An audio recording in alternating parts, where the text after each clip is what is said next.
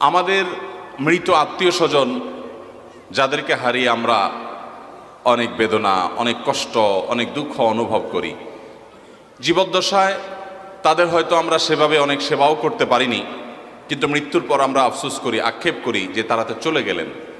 প্রত্যেকটা মুসলমান চায় যে আমার মা, আমার বাবা, আমার ভাই, আমার বোন, আমার বন্ধুবান্ধব, স্বামী কিংবা স্ত্রী যাকে হারিয়েছি তাকে যদি একটু উপকার করতে পারতাম।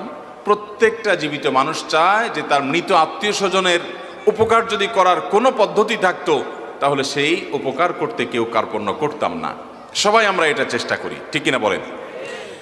এখন প্রশ্ন হলো, কোরআন এবং সুন্নাহর আলোকে আমরা একজন মৃত মানুষকে কিভাবে উপকার পৌঁছতে পারি, কিভাবে তাদের কল্যাণে আসতে পারে সেরকম কাজ করতে পারি, সেটা আমাদের জানা দরকার আছে না নাই? আলামুল গায়েব বা অদৃশ্যের জগৎ,